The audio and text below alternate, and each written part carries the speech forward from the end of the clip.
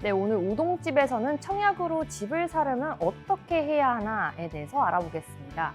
박지민 월용 청약연구소 대표님 만나보겠습니다.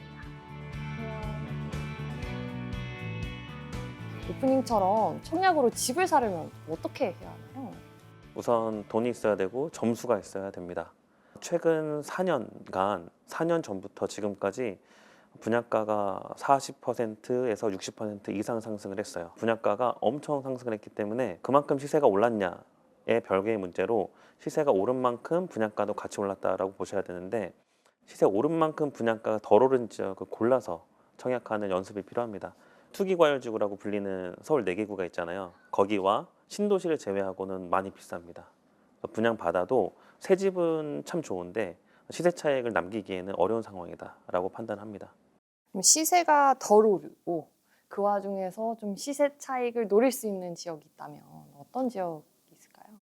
분양가 상한제는 서두에 말씀드린 강남, 서초, 송파 그리고 용산구까지 포함하고요. 우리가 익히 알고 있는 2기 신도시 있잖아요. 그러니까 최근에는 3기 신도시 본청약도 예정되어 있는데, 신도시가 공공택지라서 공공택지가 바로 분양가 상한제를 적용받아요. 싸게 분양하는 곳들은 분양가 상한제고, 그 두 개 지역, 투기과열지구와 공공택지다라고 보시면 되겠습니다.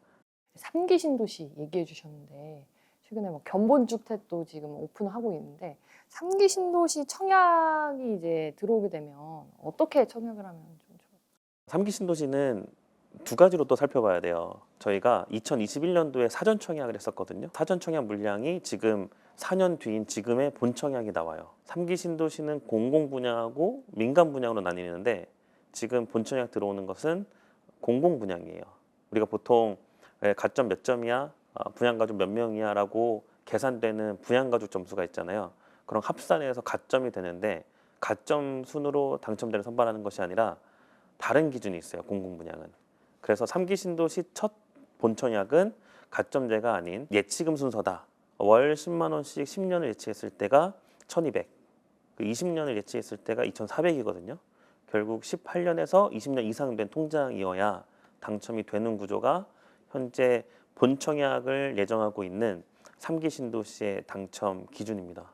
너무 높은데요. 너무 빡빡해요. 서울과 가까운 지역일수록 당첨이 더 어려워서, 예를 들어 이제 고향 창릉 신도시 분양을 하죠. 그다음 하남 교산 신도시 분양할 거고, 과천 신도시 분양을 하는데, 서울하고 가까운 곳일수록 2천만 원 이상의 예치금을 둔 청약통장 가입자들이 당첨 가능성이 높다. 그 외 지역은 2천만 원까지는 안 돼도 된다. 공공 분양에서도 100%다 예치금 순으로는 뽑진 않고요.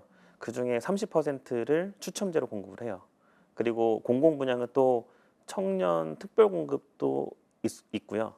생애 최초 특별 공급도 있어요. 경쟁률이 높아서 당첨 가능성은 좀 떨어지긴 하는데, 그래도 기회는 있다.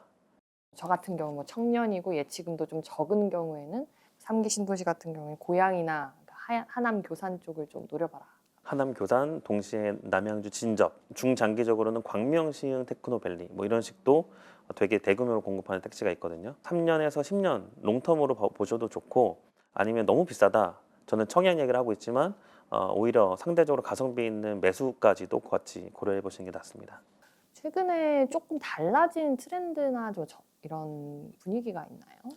문제는 초양극화가 돼버렸어요. 수도권과 지방, 수도권에서도 서울과 서울 외 지역, 서울에서도 강남과 비강남 이렇게 되거든요. 결국은 강남을 제외한 나머지 수도권은 힘들다. 그 힘들다는 것은 분양가가 높아서 사람들이 청약을 많이 안 하고 오히려 당첨되기 쉽다. 당첨되기 쉬운데 내 집 마련의 목적과 함께 투자의 목적도 있잖아요. 투자성은 좀 떨어진다라고 봐야 돼요. 왜 이렇게 됐냐? 결국 고분양가 때문인데, 이 분양가 상한제라는 이 키워드로 보면 강남, 서초, 송파, 용산은 시세보다 40% 정도 싸게 분양을 해요. 다른 지역은 거의 100% 이상으로 분양을 합니다. 그러니까 시세 차익이 크면 클수록 사람들이 많이 몰리니 초양극화 현상이 엄청 두드러지고 있어요.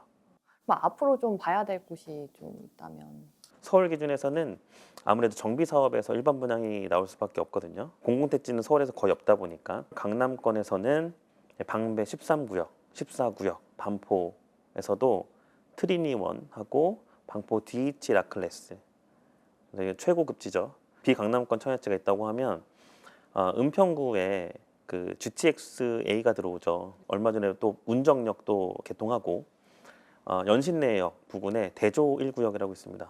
그다음 가련 1구역이라고 있고 대형 단지 등을 주목할 필요가 있어요. 최근에 좀 기억나는 에피소드나 좀 이런 점이 참 안타까웠다라는 분들 있을까요?